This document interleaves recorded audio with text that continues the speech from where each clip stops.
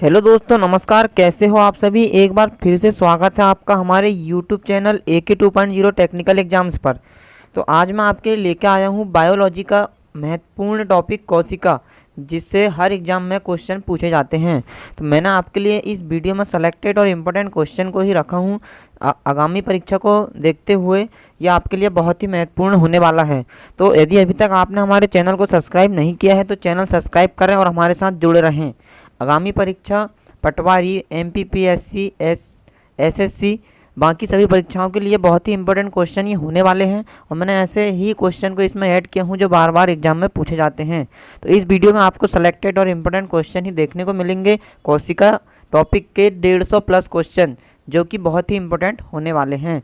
तो ज़्यादा देर ना करते हुए मैं लेके चलता हूँ आपको आज के क्वेश्चंस की ओर। तो दोस्तों, यदि अभी तक चैनल को सब्सक्राइब नहीं किया है तो चैनल सब्सक्राइब कर लें और हमारे साथ जुड़े रहें। कंटिन्यू आपको टॉपिक वाइज क्वेश्चन देखने को मिलेंगे। तो मैं लेके चलता हूँ आपको आज के पहले क्वेश्चन की ओर। जैसे कि आप देख सकते हो, आपका पहला क्वेश्चन है, जीवों की मूलभूत संरचनात्मक और क्रियात्मक इकाई क्या है। आपके पास 4 ऑप्शन है, आपको आंसर बताना है इसका। तो इसका जो क्या है भाई, क्वेश्चन पहला, जीवों की मूलभूत संरचनात्मक और क्रियात्मक इकाई क्या है। तो इसका जो आंसर हो जाएगा वो हो जाएगा ऑप्शन नंबर ए, कोशिका इज द राइट आंसर। क्या हो जाएगा इसका आंसर, कोशिका।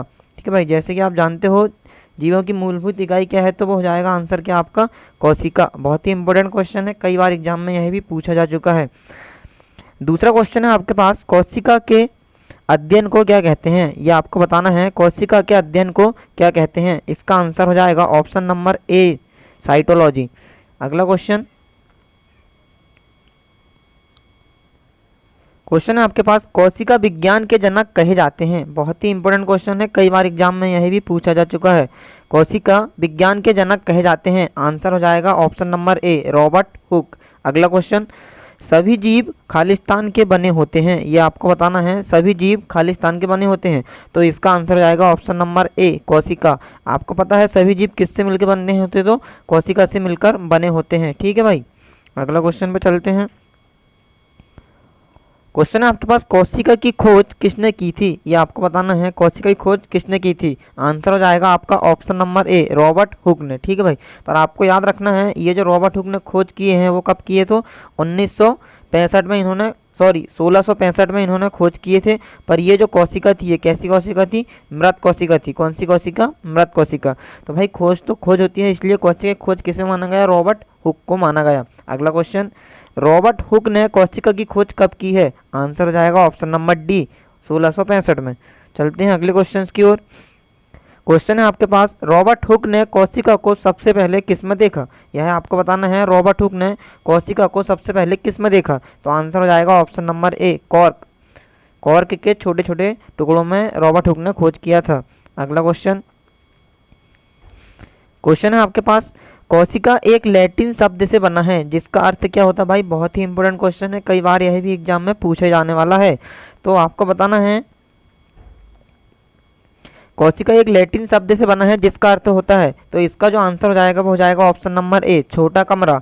अगला क्वेश्चन, माइक्रोग्राफिया पुस्तक के लेखक कौन थे। ये आपको बताना है, माइक्रोग्राफिया पुस्तक के लेखक कौन थे। तो इसका जो आंसर हो जाएगा वो हो जाएगा रॉबर्ट हुक। रॉबर्ट हुक की बुक का नाम क्या है, माइक्रोग्राफिया। बहुत ही इंपॉर्टेंट क्वेश्चन है, कई बार एग्जाम में यह भी पूछा जा चुका है। अगला क्वेश्चन, एक जीवित कोशिका की खोज किसने किया है। ये आपको बताना है, एक जीवित कोशिका की खोज किसने किया। जैसे मैंने आपको बताया था, रॉबर्ट हुक ने मृत कोशिका की खोज किया था, पर जीवित कोशिका की खोज किसने किया। तो आपका आंसर हो जाएगा इसमें Leeuwenhoek. Option number B is the right answer. क्या हो जाएगा, ल्यूवेनहॉक। अगला क्वेश्चन है, कोशिका सिद्धांत किसने दिया है। ये आपको बताना है, कई बार यह भी एग्जाम में पूछा जा चुका है। जैसे कि मैं आपको बता दूं भाई, मैंने कोशिका टॉपिक के आपके लिए 150 प्लस क्वेश्चन लेके आया हूं, जो कि 0 से लेके हीरो तक आपको बनाने वाले हैं। तो आप मेरे साथ बने रहिए, आपको वो हर क्वेश्चन दिया जाएगा जो एग्जाम में पूछा जाता है। तो बस आप मेरे साथ बने रहिए, और अभी तक चैनल सब्सक्राइब नहीं किया तो चैनल को सब्सक्राइब जरूर करें और दोस्तों पर शेयर करें। क्वेश्चन है, कोशिका सिद्धांत किसने दिया। आंसर हो जाएगा इसका ऑप्शन नंबर ए, स्लाइडन एवं स्वान। चलते हैं अगले क्वेश्चन की ओर। क्वेश्चन है आपके पास, कोशिका में जीव द्रव्य की खोज किसने किया। यह आपको बताना है, कोशिका में जीव द्रव्य की खोज किसने किया। आपका आंसर हो जाएगा option number C is the right answer. क्या हो जाएगा, ऑप्शन नंबर सी, पुरकिंजे ने जीव द्रव्य की खोज किया है। ठीक है भाई, क्या हो जाएगा? Option number C is the right answer.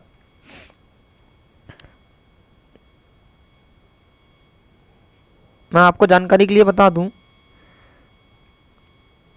जो जीव द्रव्य है, ये जो कोशिका में जीव द्रव्य है, ये हमारा भौतिक इकाई है। क्या है? भौतिक इकाई किसे कहते हैं? तो जीव द्रव्य को कहते हैं। ठीक है भाई, अब क्यों कहते हैं भौतिक इकाई? तो ये जीव द्रव्य जो है कोशिका द्रव्य और केंद्रक द्रव्य से मिलकर बना होता है, जिसे हम कहते हैं जीव द्रव्य। इसीलिए हम इसे हमारे शरीर की क्या कहते हैं? भौतिक इकाई के नाम से इसे जाना जाता है। पर अभी क्वेश्चन पूछ रहा है कि जीव द्रव्य की खोज किसने किया, तो आपका जो आंसर होने वाला है वो क्या हो जाएगा? Option number C is the right answer, पुरकिंजे।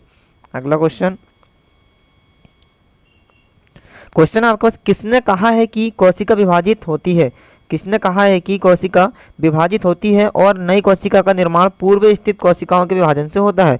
तो इसका जो आंसर हो जाएगा ये क्या हो जाएगा? रुडोल्फ विर्चाउ। किसने किया था? रुडोल्फ विर्चाउ, जिन्होंने कोशिका विभाजन के बारे में बताया है। अगला क्वेश्चन, ओमनिस सेलुला ई सेलुला किसने कहा है? ये आपको बताना है। इसका जो ओमनिस सेलुला ई सेलुला किसने कहा है? ऑप्शन है आपके पास बेंडा, रुडोल्फ विर्चाउ, अल्टमैन और पुरकिंजे। तो इसका जो आंसर हो जाएगा वो क्या हो जाएगा? Rudolf Virchow. Option number B is the right answer. अगला क्वेश्चन,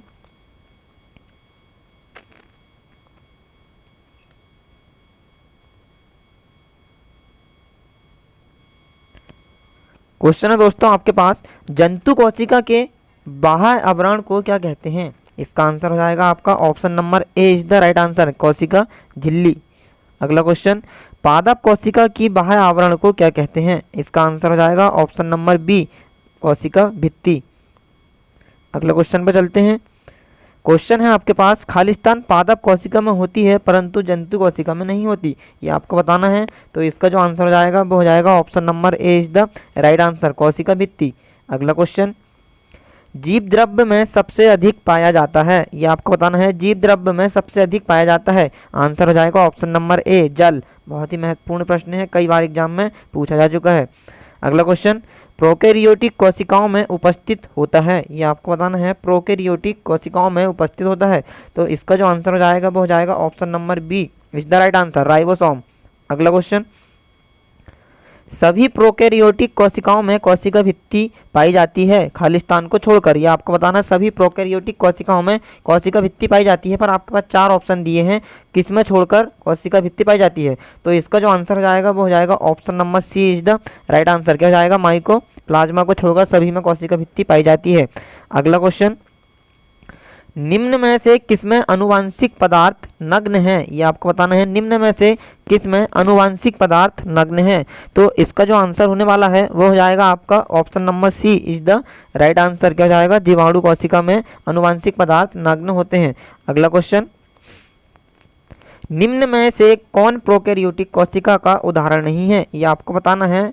तो इसका जो आंसर हो जाएगा वो हो जाएगा option number D is the right answer. Amoeba जो है भाई एक कोशिकीय जीव है, परंतु ये किस में आती है? तो यूकैरियोटिक कोशिकाओं में ये आता है। ठीक है, अमीबा कैसा है? एक कोशिकीय जीव है, परंतु एक कोशिका होने के बावजूद भी किस में आता है? तो प्रोकैरियोटिक कोशिकाओं में आता है। और आपको याद रखना है, ये जो अमीबा है, ठीक है, इसकी जो चालन विधि है वो उसको अपन किस नाम से जानते हैं? तो कूटपात विधि द्वारा ये चलता है। किस विधि द्वारा? कूटपात विधि द्वारा आगे बढ़ता है, या इसकी चालन विधि जो है वो कूटपात विधि है। ठीक है, चलते हैं अगले क्वेश्चन की ओर। क्वेश्चन है आपके पास, यूकैरियोटिक कोशिकाएं पाई जाती है, यूकैरियोटिक कोशिकाएं पाई जाती है प्रोटिस्ट में, पादप में, जंतुओं में। तो आप जानते हैं जो यूकैरियोटिक कोशिकाएं हैं ये सभी बड़े बड़े जंतुओं में पाई जाती है, जिसको हम देख सकते हैं। तो इसका जो आंसर हो जाएगा option number D is the right answer, इनमें से सभी। अगला क्वेश्चन, केवल पादप कोशिका में पाए जाते हैं, जंतु कोशिका में नहीं, ये आपको बताना है। केवल पादप कोशिका में ही पाए जाते हैं, जंतु कोशिका में नहीं। तो इसका जो आंसर हो जाएगा वो हो जाएगा, देखो, पादप कोशिका में कोशिका भित्ति तो बिल्कुल होती है, आप जानते ही हो। प्लास्टिड भी होता है। प्लास्टिड मतलब क्या बोला? लवक। लवक मतलब कि हरित लवक जिसमें आते हैं ना, उसी को प्लास्टिड बोलते हैं। ठीक है, लवक को। और ऑप्शन सी है हरित लवक। तो ये तीनों जो है पादप कोशिका में उपस्थित होते हैं। तो इसका जो आंसर होने वाला है वो क्या हो जाएगा? Option number D is the right answer. अगला क्वेश्चन, जंतु कोशिका में अनुपस्थित होता है, यह आपको बताना है। जंतु कोशिका में अनुपस्थित होता है, आंसर हो जाएगा ऑप्शन नंबर डी, प्लास्टिड। अगला क्वेश्चन, कोशिका भित्ति अनुपस्थित होती है, ये आपको बताना है। कोशिका भित्ति अनुपस्थित होती है, तो इसका जो आंसर हो जाएगा आप जानते हैं, जंतुओं में कोशिका भित्ति अनुपस्थित होती है। आंसर हो जाएगा ऑप्शन नंबर डी। चलते हैं अगले क्वेश्चन की ओर। क्वेश्चन है आपके पास, कोशिका भित्ति को सबसे पहले किसने देखा था, ये आपको बताना है। कोशिका भित्ति को सबसे पहले किसने देखा, तो इसका जो आंसर हो जाएगा वो हो जाएगा ऑप्शन नंबर ए। रॉबर्ट हुक ने ही कोशिका की सबसे पहले खोज किया है, तो उसने ही सबसे पहले कोशिका भित्ति को देखा होगा, आप समझ सकते हो। तो इसका आंसर क्या जाएगा, रॉबर्ट हुक। अगला क्वेश्चन, शैवाल की कोशिका भित्ति मुख्य रूप से खालिस्तान की बनी होती है, ये आपको बताना है। शैवाल की कोशिका भित्ति मुख्य रूप से खालिस्तान की बनी होती है। आंसर हो जाएगा ऑप्शन नंबर ए, सेल्यूलोज की। चलते हैं अगले क्वेश्चन की ओर। और मैं दोस्तों आपको बता दूं, मैंने आपके लिए इंपॉर्टेंट ही क्वेश्चन को लेके आया हूं, तो यदि अभी तक आपने चैनल सब्सक्राइब नहीं किया है तो चैनल को सब्सक्राइब कर लें और हमारे साथ जुड़े रहें और अपने दोस्तों पे शेयर करें, और आप मेरे साथ बने रहिए, आपको टॉपिक वाइज क्वेश्चन दिए जाएंगे, ठीक है भाई। क्वेश्चन है आपके पास, पादप कोशिका की कोशिका भित्ति पाई जाती है, ये आपको बताना है। पादप के कोशिका भित्ति में पाई जाती है, ये बताना। सेल्यूलोज बिल्कुल पाया जाता है, हेमी सेल्यूलोज भी पाया जाता है और पैक्टिन भी पाया जाता है। तो इसका जो आंसर हो जाएगा वो हो जाएगा option number D is the right answer. अगला क्वेश्चन, क्वेश्चन है आपके पास, कोशिका भित्ति में उपस्थित पदार्थ और उसके कार्य के संदर्भ में गलत चुने। तो 4 ऑप्शन दिया है आपके पास, तो इसका जो आंसर हो जाएगा वो हो जाएगा option number C is the right answer. क्या हो जाएगा, ऑप्शन नंबर सी, सुबेरिन जो है जल संवहन, तो जो है इसका राइट आंसर है, ठीक है भाई। गलत संदर्भ को चुनना था, तो इसका आंसर हो जाएगा ऑप्शन नंबर सी। अगले क्वेश्चन, कोशिका झिल्ली मुख्यतः बनी होती है, बहुत ही इंपॉर्टेंट क्वेश्चन है, ये भी कई बार एग्जाम में पूछा जा चुका है। तो कोशिका झिल्ली मुख्यतः बनी होती है, तो इसका जो आंसर हो जाएगा प्रोटीन और लिपिड। किसकी बनी होती है झिल्ली, प्रोटीन और लिपिड की। तो आंसर हो जाएगा option number A is the right answer. अगला क्वेश्चन, निम्न में से कौन वर्णनात्मक पारगम्य झिल्ली है, यह आपको बताना है। निम्न में से कौन वर्णनात्मक पारगम्य झिल्ली है, तो इसका जो आंसर हो जाएगा वो हो जाएगा कोशिका झिल्ली। कैसी है ये, वर्णनात्मक पारगम्य है। मैं आपको बता देता हूँ जानकारी के लिए, वर्णनात्मक पारगम्य का मतलब होता है, ये जो कोशिका झिल्ली को ही हम वर्णनात्मक पारगम्य कहते हैं, या इसे ही हम क्या कहते हैं, तो अर्ध पारगम्य के नाम से जानते हैं। क्या कहते हैं, अर्ध पारगम्य के नाम से इसे जाना जाता है। वर्णनात्मक पारगम्य या अर्ध पारगम्य का मतलब होता है कि जो कोशिका झिल्ली होती है ये हमारे सभी अंगों को सुरक्षित रखती है, परंतु जो बाहर से हम वायु के द्वारा हवा लेते हैं या फिर जो ऑक्सीजन का प्रवेश होता है या फिर कुछ भी चीज़, तो ये जो कोशिका झिल्ली है ये कोशिका के अंदर अनावश्यक पदार्थों को जाने से रोकती है और आवश्यक पदार्थ को ही प्रवेश करती है। तो इसलिए इसे हम कहते हैं कि ये कैसी झिल्ली है, एक अर्ध पारगम्य झिल्ली है, या इसे वर्णनात्मक पारगम्य झिल्ली के नाम से जाना जाता है।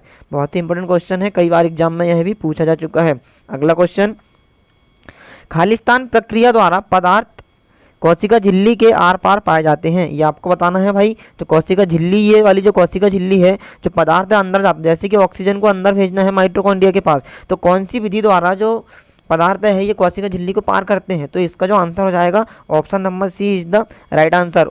क्या हो जाएगा, विसरण और परासरण विधि द्वारा यह गति करते हैं।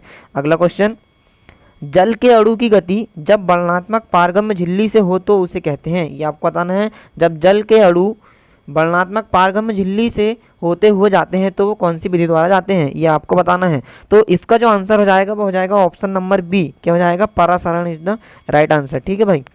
दोनों को याद रखना, आप कन्फ्यूज आपको कर सकता है, जब कोई पदार्थ जाता है तो परासरण और विसरण, पर जल के अणु जाते हैं तो सिर्फ परासरण। तो इसका आंसर आएगा ऑप्शन नंबर बी।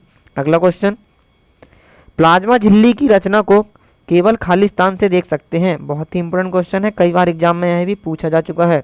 प्लाज्मा झिल्ली की रचना को खालिस्तान से देख सकते हैं, तो इसका जो आंसर हो जाएगा वो हो जाएगा ऑप्शन नंबर डी, इलेक्ट्रॉन सूक्ष्मदर्शी द्वारा देखा जा सकता है। बहुत ही इंपॉर्टेंट क्वेश्चन है, कई बार एग्जाम में पूछा जा चुका है।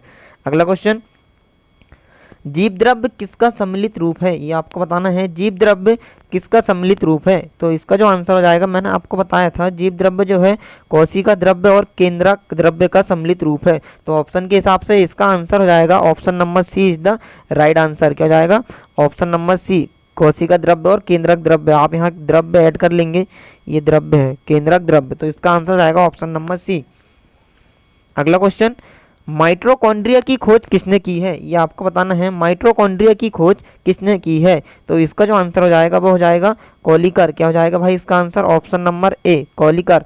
पर भाई मैं आपको बता दूं, कहीं कहीं बस ये आपको कोलिकर देखने को मिलेगा, बाकी जो माइटोकॉन्ड्रिया की जो खोज किया है वो खोज किसने किया है, अल्टमैन ने किया है। किसने किया है, अल्टमैन ने इसकी खोज किया है, किसकी, माइटोकॉन्ड्रिया की। परंतु इसका जो नाम दिया है वो किसने दिया है, बेंडा ने इसका नाम दिया है। यदि ऑप्शन में यहाँ अल्टमैन होता तो आप आंसर लगा रहे होंगे अल्टमैन, ठीक है भाई। तो आपको याद रखना है माइटोकॉन्ड्रिया की खोज किसने किया था, तो अल्टमैन ने किया था, परंतु नाम किसने दिया, बेंडा ने दिया, ठीक है भाई। अल्टमैन नहीं रहेगा जब आपको कोलिकर लगाना है। अगला क्वेश्चन, माइटोकॉन्ड्रिया का नाम किस किस वैज्ञानिक ने दिया है, ये आपको बताना है। माइटोकॉन्ड्रिया का नाम किसने दिया है, मैंने आपको बताया जो माइटोकॉन्ड्रिया का नाम है किसने दिया, बेंडा ने। आंसर हो जाएगा ऑप्शन नंबर बी। अगला क्वेश्चन, क्रेब्स चक्र की घटनाएं कहाँ पर होती है, ये आपको बताना है।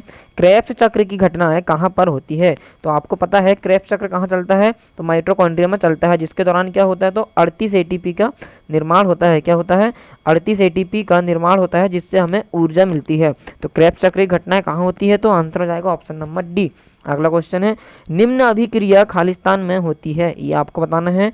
निम्न अभिक्रिया खालिस्तान में होती है, इसके 4 ऑप्शन है आपके पास।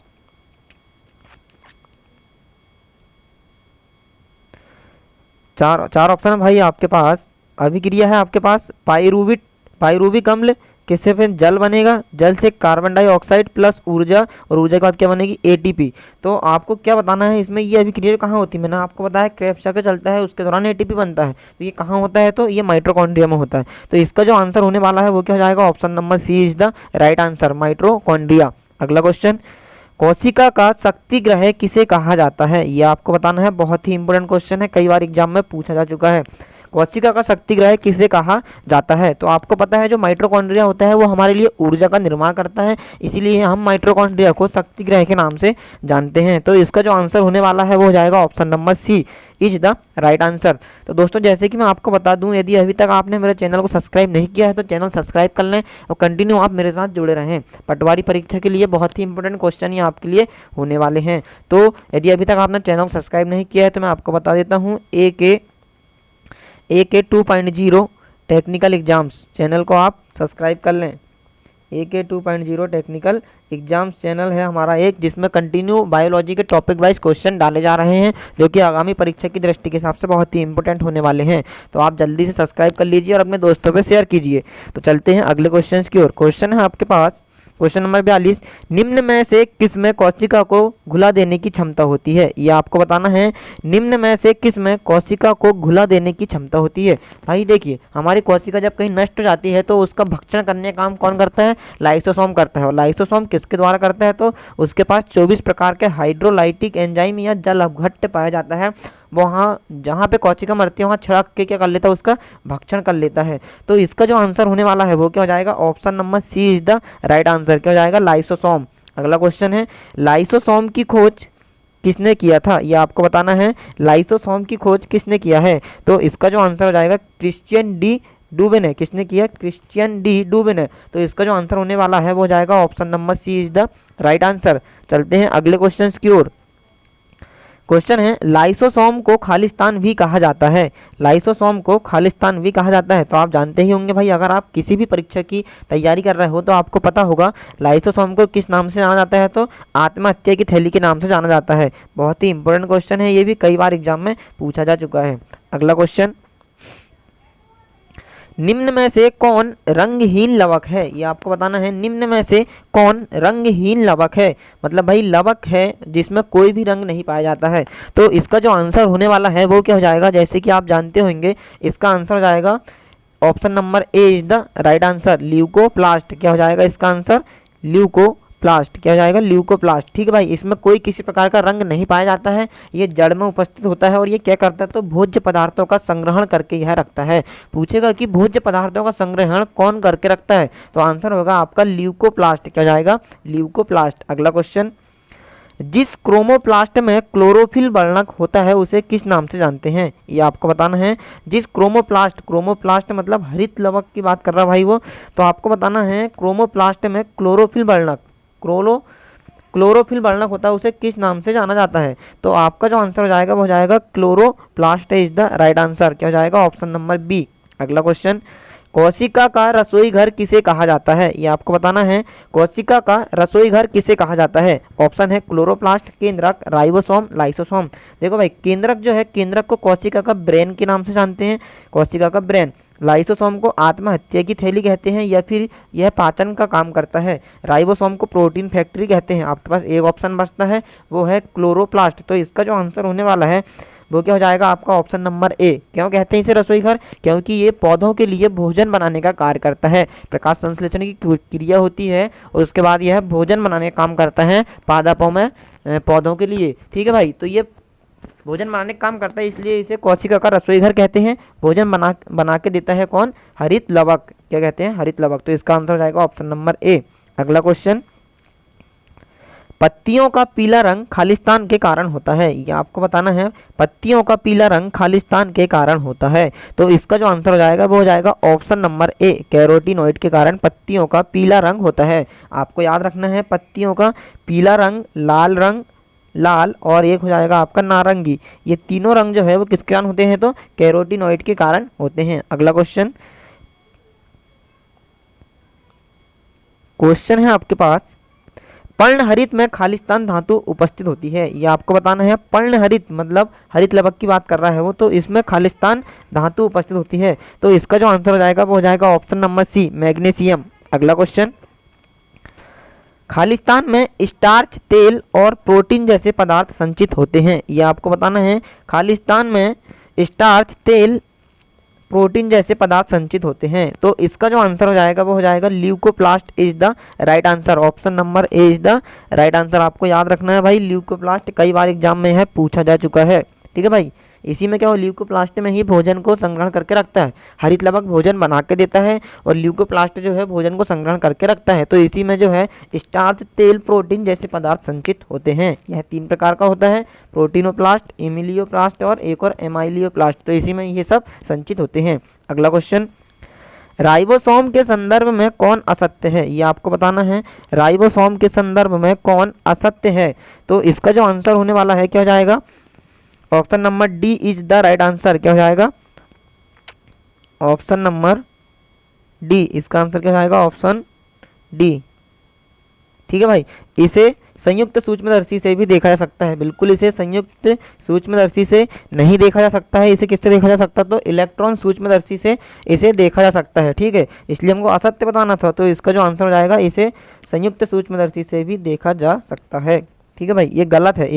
इसको किससे देख सकते हैं हम? इलेक्ट्रॉन सूक्ष्मदर्शी से देख सकते हैं, परंतु संयुक्त सूक्ष्मदर्शी से नहीं देखा जा सकता। ठीक है, अगला क्वेश्चन, राइबोसोम को खालिस्तान भी कहा जाता है। राइबोसोम को खालिस्तान भी कहा जाता है। इसका आंसर हो जाएगा आपका ऑप्शन नंबर ए, प्रोटीन की फैक्ट्री के नाम से जाना जाता है। अब प्रोटीन की फैक्ट्री के नाम से क्यों जाना जाता है इसे?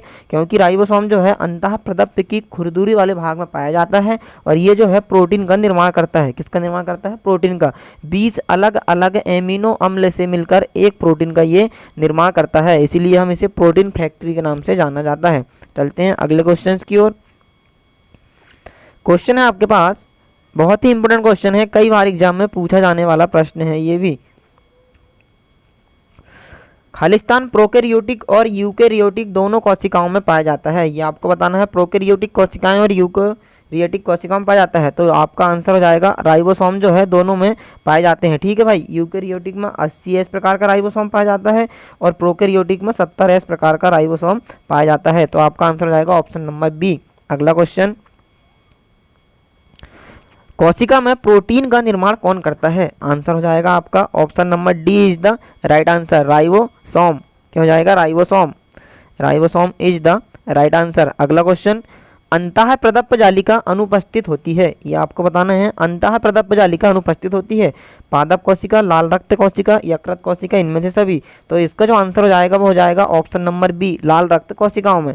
अगला क्वेश्चन, खुरदरी अंतः प्रदप्त जालिका के साथ खालिस्तान लगे होते हैं। जैसे कि मैंने आपको बताया, खुरदरी अंतः प्रदप्त जालिका के साथ कौन लगा होता है? तो राइबोसोम लगे होते हैं। तो इसका जो आंसर होने वाला है वो हो जाएगा option number B is the right answer. अगला क्वेश्चन, अंतः प्रदप्प जालिका की खोज किसने किया था, ये आपको बताना है।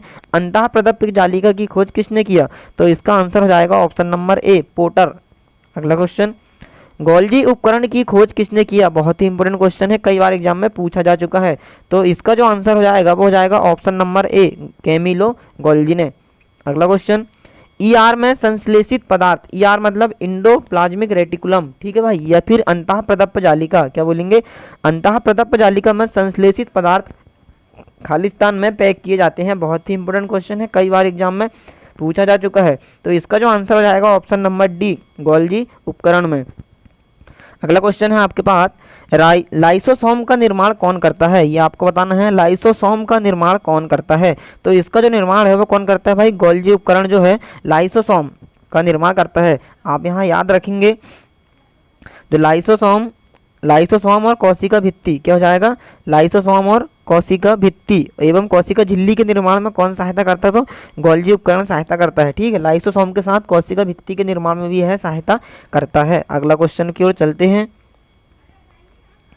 क्वेश्चन है आपके पास, गोल्जी उपकरण का कार्य नहीं है, ये आपको बताना है। जटिल शक्कर का निर्माण करना है बिल्कुल, लाइसोसोम का निर्माण भी यह करता है। ठीक है भाई, कोशिका भित्ति और झिल्ली के निर्माण में भाग लेता है, जैसे कि मैंने अभी आपको बताया, परंतु ये जो है लाइसोसोम का निर्माण में कार्य नहीं करता है। तो इसका आंसर हो जाएगा option number D is the right answer, ribosomes. अगला क्वेश्चन, पादप कोशिका का सबसे बड़ा कोशिकांग है, ये आपको बताना है। पादप कोशिका का सबसे बड़ा कोशिकांग है, आंसर हो जाएगा ऑप्शन नंबर बी, राजधानी। अगला क्वेश्चन, किसी कोशिका में सबसे छोटा कोशिकांग होता है, ये आपको बताना है। तो इसका जो आंसर होने वाला है वो क्या हो जाएगा, ऑप्शन नंबर बी, राइबोसोम जो है सबसे छोटा कोशिकांग होता है, क्योंकि यह कोशिका के अंदर अंतः प्रदप्प जालिका और अंतः प्रदप्प जालिका के अंदर खुरदुरा वाला भाग में उपस्थित होता है। ठीक है भाई, अगला क्वेश्चन है, जंतु कोशिका में सबसे बड़ा कोशिकांग होता है। तो इसका जो आंसर हो जाएगा वो हो जाएगा option number D is the right answer, केंद्रक, जो कि समस्त कोशिकाओं को नियंत्रित करके रखता है। अगला क्वेश्चन, निम्न में से कौन स्तनधारी के लाल रक्त कोशिका में अनुपस्थित होता है, तो आपको पता ही होगा भाई लाल रक्त कोशिका में कौन कौन अनुपस्थित होता है। तो पहला लाइसोसोम अनुपस्थित होता है बिल्कुल, ठीक है, गोल्जी उपकरण भी उसमें नहीं पाया जाता है और माइटोकॉन्ड्रिया भी अनुपस्थित होता है। तो इसका जो आंसर होने वाला है वो क्या हो जाएगा, option number D is the right answer, इनमें से सभी।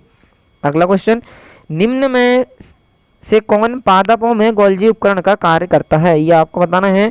गोल्जी उपकरण कार्य करता है, देखिए मैं आपको बताता हूँ, गोल्जी उपकरण या गोल्जी को ये क्या करता, तो माइटोकॉन्ड्रिया जो है ऊर्जा बनाता है हमारे शरीर में, पर जहाँ जैसी जरूरत होती है ऊर्जा की, तो ऊर्जा को ले जाने का काम कौन करता है, तो ऊर्जा को ले जाने का काम करता है गोल्जी उपकरण, इसलिए इसे अपन यातायात प्रबंधक के नाम से जाना जाता है।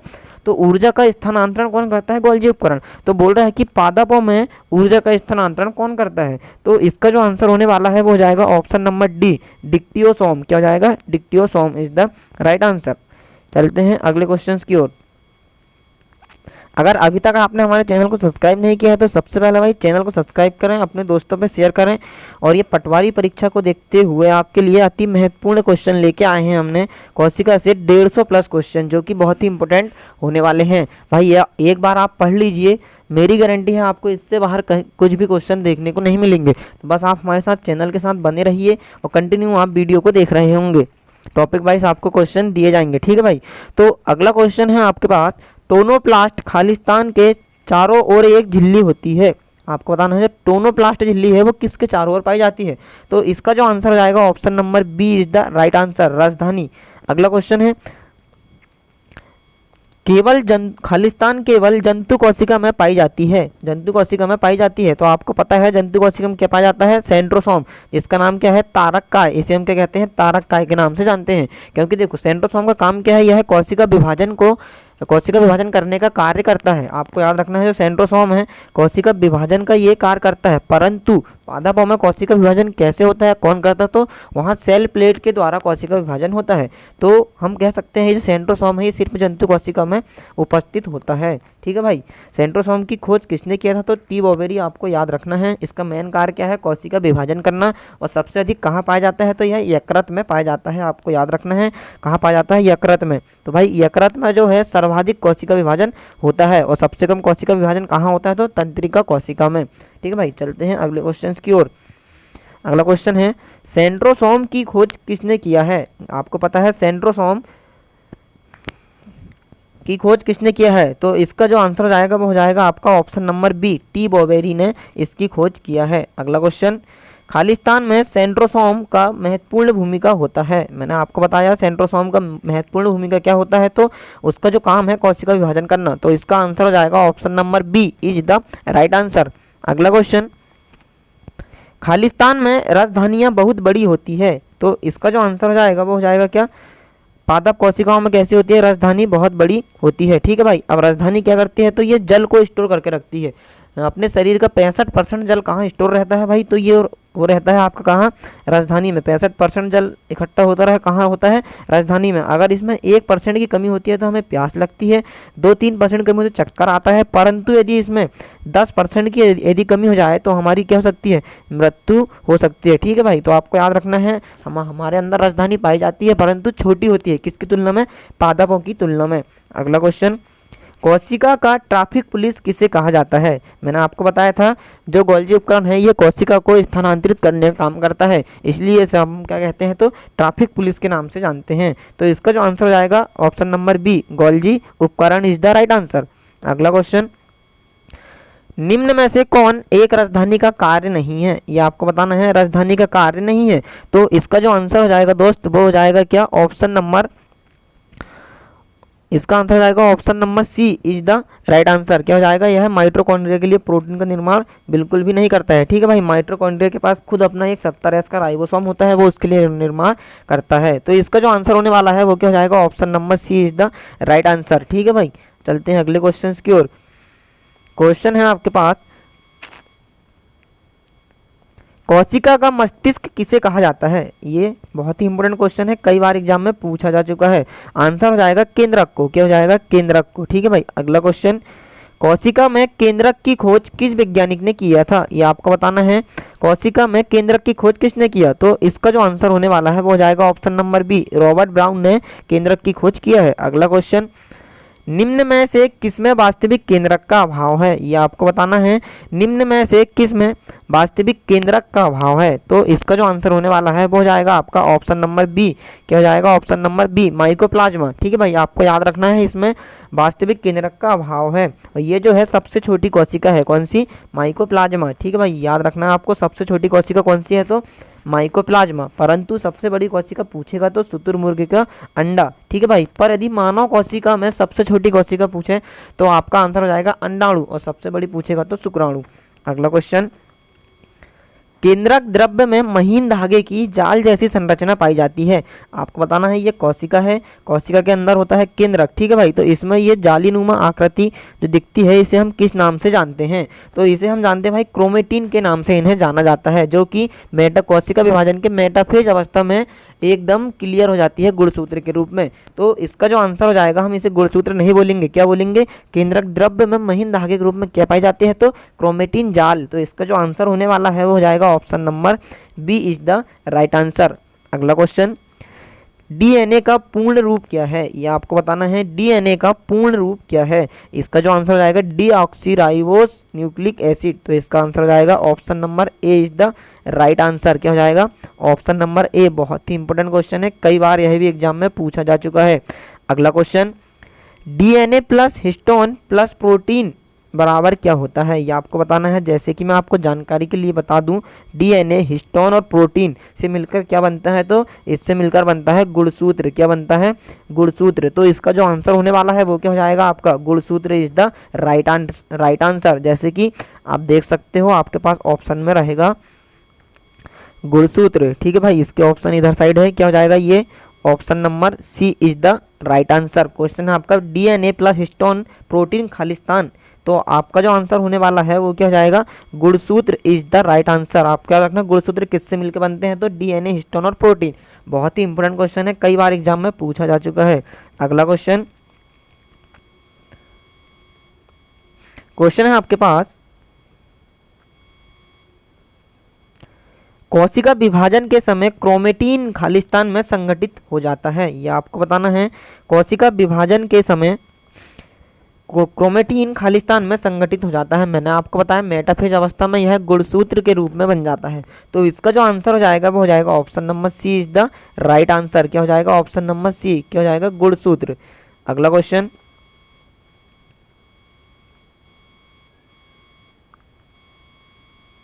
क्वेश्चन है आपके पास, गुणसूत्र की खोज किसने किया है? यह आपको बताना है गुणसूत्र की खोज किसने किया है। आंसर हो जाएगा ऑप्शन नंबर बी, स्ट्रॉसबर्गर। आप सुधार लेना, वो बर्गर है भाई, बर्जन नहीं है। अगला क्वेश्चन, खालिस्तान अणु के कोशिका के निर्माण एवं संगठन की सभी सूचनाएं होती है। ये आपको बताना है, बहुत ही इंपॉर्टेंट क्वेश्चन है, कई बार एग्जाम में यह पूछा जाने वाला प्रश्न है। खालिस्तान अणु के कोशिका के निर्माण एवं संगठन की सभी सूचनाएं होती है। तो आप ऑप्शन है आपके पास आरएनए, प्रोटीन, अर्ध गुणसूत्र। तो भाई यहाँ पे आप एक ऑप्शन को सुधार कर लेंगे, ये एक आरएनए की जगह है क्या, डीएनए। क्या हो जाएगा, डीएनए। तो आपके पास 4 ऑप्शन है, आरएनए, डीएनए, प्रोटीन, अर्ध गुणसूत्र। तो इसका जो आंसर होने वाला है वो हो जाएगा option number B is the right answer. क्या हो जाएगा, डीएनए। ठीक है भाई, डीएनए अणु के कोशिका के निर्माण एवं संगठन की सभी सूचनाएं होती है। अगला क्वेश्चन, निम्न में से किसे अनुवांशिकी का वाहक कहा जाता है? यह आपको बताना है, बहुत ही इंपॉर्टेंट क्वेश्चन है, कई बार एग्जाम में पूछा जा चुका है। तो अनुवांशिका का वाहक कौन करते हैं दोस्त? डीएनए, जीन, गुणसूत्र, केंद्रक। वैसे करते तो ये तीनों हैं, डीएनए भी अनुवांशिका का वाहक करता है, जीन भी करता है, गुणसूत्र भी करता है। जैसे कि आप जानते हैं, गुणसूत्र के अंदर पाया जाता है डीएनए और डीएनए के अंदर पाया जाता है जीन। ठीक है भाई, अब तीनों आपके पास ऑप्शन में है और ये जो तीनों हैं, ये तीनों पाए जाते हैं केंद्रक के अंदर, ये आपको याद रखना है। लेकिन इसका जो आंसर है वो क्या हो जाएगा, गुणसूत्र, क्योंकि गुणसूत्र के अंदर डीएनए और डीएनए के अंदर जीन पाए जाते हैं। तो अगर तीनों आपके पास ऑप्शन में है तो आप आंसर लगा रहे होंगे गुणसूत्र। Option number C is the right answer. अगला क्वेश्चन, डीएनए के क्रियात्मक खंड को खालिस्तान कहते हैं। यह आपको बताना है, बहुत ही इंपॉर्टेंट क्वेश्चन है। डीएनए के क्रियात्मक खंड को खालिस्तान कहते हैं। जैसे मैंने आपको बताया, डीएनए के अंदर क्या पाया जाता है, तो जीन पाया जाता है। जब उसको खंड करके देखेंगे तो उसके अंदर हमें जीन उपस्थित मिलेगा। तो इसका जो राइट आंसर हो जाएगा वो हो जाएगा आपका option number B is the right answer. क्या हो जाएगा, जीन। ठीक है भाई, क्रियात्मक खंड को क्या कहते हैं, जीन के नाम से जाना जाता है। अगला क्वेश्चन, खालिस्तान को अनुवांशिक पदार्थ और खालिस्तान अनुवांशिक इकाई कहते हैं। ये आपको बताना है। जैसे कि मैंने आपको बताया, जीन डीएनए पहला ऑप्शन, दूसरा ऑप्शन डीएनए आरएनए, तीसरा ऑप्शन जीन आरएनए और चौथा ऑप्शन है डीएनए जीन। तो भाई देखो, आप कहेंगे सर इसमें 2 ऑप्शन सेम है, एक जीन डीएनए इसमें भी है और जीन डीएनए इसमें भी है, परंतु आपको जो आंसर बताना है वो खालिस्तान के हिसाब से ही आंसर आपको देना है। देखिए, खालिस्तान को अनुवांशिक पदार्थ, तो आप जानते हैं डीएनए को अनुवांशिक पदार्थ के नाम से जाना जाता है और जीन जो है अनुवांशिकता की इकाई है। जीन क्या है, अनुवांशिकता की इकाई। तो इसका जो राइट आंसर हो जाएगा डीएनए और gene. Option number D is the right answer. अगला क्वेश्चन, निम्न में से कौन सा एक गुणसूत्र भाग नहीं है? यह आपको बताना है, निम्न में से कौन सा एक गुणसूत्र का भाग नहीं है। टेलोमियर बिल्कुल है भाई, सबसे ऊपरी परत को टेलोमियर कहते हैं। क्रोमेटिड भी बिल्कुल है, सेंट्रोमियर भी बिल्कुल है भाई, और एक और ऑप्शन है आपका सेंट्रोसोम। तो आपका जो आंसर गुणसूत्र का भाग नहीं है, तो क्या हो जाएगा आपका answer centrosome is the right answer. क्या हो जाएगा, ऑप्शन नंबर डी सेंट्रोसोम। भाई ये कहाँ होता है, तो ये कोशिका में पाया जाता है और ये कोशिका विभाजन करने का कार्य करता है, आप सभी जानते हैं। अगला क्वेश्चन, जैसे कि आप देख सकते हो, गुणसूत्र में क्रोमेटिड्स अर्ध गुणसूत्र जिस बिंदु पर संलग्न होते हैं उसे किस नाम से जाना जाता है? ये आपको बताना है, बहुत ही इंपॉर्टेंट क्वेश्चन है दोस्तों ये आपके लिए। गुणसूत्र में क्रोमेटिड्स अर्ध गुणसूत्र जिस बिंदु पर संलग्न होते हैं उसे किस नाम से जाना जाता है? तो इसका जो आंसर होने वाला है वो हो जाएगा आपका option number B is the option number B नहीं, option number C is the right answer. क्या हो जाएगा, सेंट्रोमियर के नाम से आप उसे जानते हैं। ठीक है भाई, तो इसका जो आंसर हो जाएगा ऑप्शन नंबर सी।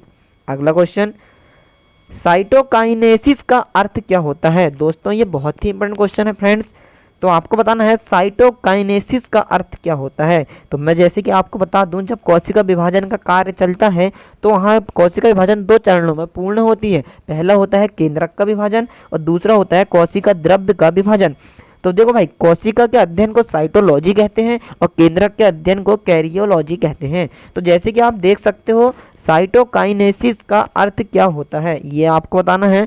तो इसका जो देखो भाई, कोशिका के अध्ययन को क्या कहते हैं, साइटोलॉजी। तो उसी के नाम से स्पष्ट है, साइटोकाइनेसिस का अर्थ क्या होता है, तो ये हो जाएगा कोशिका द्रव्य का विभाजन। इसका जो आंसर होने वाला है वो हो जाएगा option number B is the right answer. ठीक है भाई, अगर आपको हमारे क्वेश्चन पसंद आते होंगे, अगर आपको लगता होगा कि भाई वाकई क्वेश्चन बहुत अच्छे हैं, तो आप हमारे चैनल को सब्सक्राइब बिल्कुल कर सकते हैं। आप कोई किसी प्रकार की रोकथाम नहीं है। ठीक है भाई। अगर आपका मन करे कि दोस्तों को शेयर करना चाहिए, क्योंकि पटवारी का एग्जाम के हिसाब से बहुत ही इंपॉर्टेंट क्वेश्चन ये होने वाले हैं। अगर आप किसी भी एग्जाम की तैयारी कर रहे हो तो उन सभी एग्जाम के लिए क्वेश्चन बहुत ही अति महत्वपूर्ण आपके लिए साबित होने वाले हैं। तो आगे की परीक्षा को देखते हुए ही हमने आपके लिए महत्वपूर्ण कोशिका से 150 प्लस क्वेश्चन का टारगेट रखे हैं, जो कि आपके सामने प्रस्तुत है। तो भाई यदि अभी तक आपने चैनल सब्सक्राइब नहीं किया तो चैनल सब्सक्राइब करना बिल्कुल ना भूलें और अपने दोस्तों में शेयर करें, ठीक है भाई। तो चलते हैं अगले क्वेश्चन की ओर। क्वेश्चन है आपके पास, कैरियोकाइनेसिस का अर्थ क्या होता है? जैसे कि मैंने आपको बताया केंद्रक का अध्ययन कैरियोलॉजी कहलाता है, और जो तो इसका जो आंसर हो जाएगा केंद्रक का विभाजन, ऑप्शन नंबर ए।